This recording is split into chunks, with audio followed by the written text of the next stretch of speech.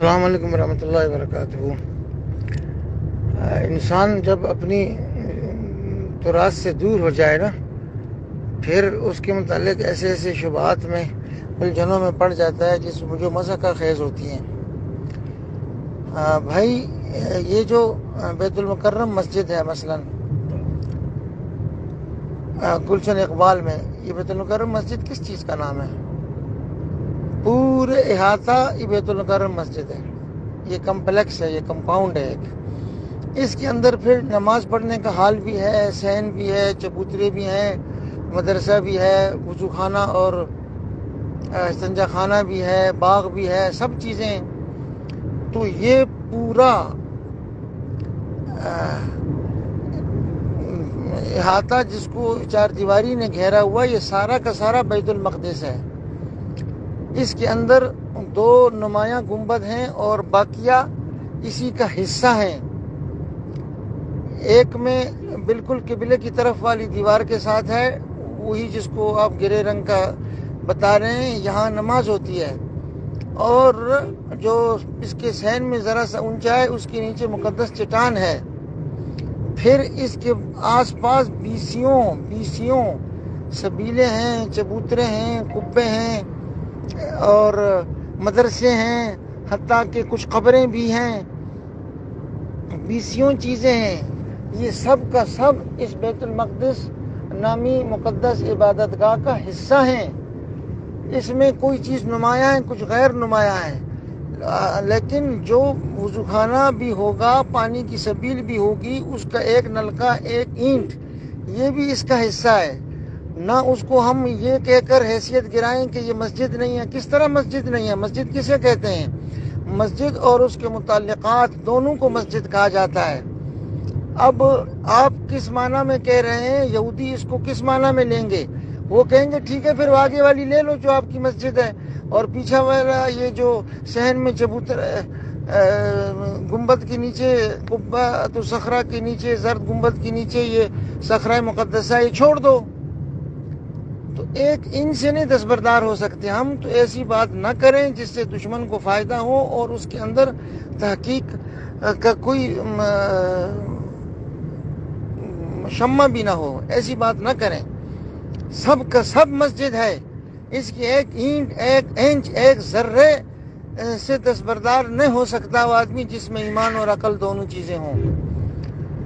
اور اس کی حفاظت فرض ہے ہر مسلمان پر، اور یہودیوں کا یہاں پر کوئی حق نہیں ہے۔ ان کو اللہ نے یہاں سے دھتکار کے نکالا ہے، ہمارے پیدائش سے بھی 2000 سال پہلے وہ مطرود اور ملعون ہوئے یہاں سے، اور مغضوب ہو کر، مردود ہو کر نکال دیے گئے۔ یہ مقدس امانت ہے، اس کے متعلق ایسی بحث نہیں کرنی جس سے دشمن کا موقف مضبوط ہو، اس کے جو خفیہ ہیلے ہیں، چالیں ہیں، ان کا مکر کا راستہ نکلے۔ ہرگز ایسی بات نہیں کرنی ہے ایسے بے جا تحقیق کے نام پر۔ مسجد اقصیٰ اس پوری کو بھی بولا جاتا ہے، اور مسجد اقصیٰ اس کا وہ خاص حصہ جس میں نماز پڑھی جاتی ہے، اس کو بطری کا اولا بولا جائے گا۔ جیسے بیت المکرم پوری 4 دیواری ہے، اور جو مسجد کا حال ہے وہ بھی ہے۔ اب مسجد میں 2 جگہ ہوتی ہیں، ایک جہاں پر آپ چپل پہن کر نہیں جاتے، چپل اتار کے اعتکاف کی نیت کر کے جاتے ہیں، اور ایک اس کے متعلقات ہوتے ہیں جہاں آپ چپل بھی پہن سکتے ہیں، آپ باغ میں پھر بھی سکتے ہیں، چبوترے میں بیٹھ بھی سکتے ہیں۔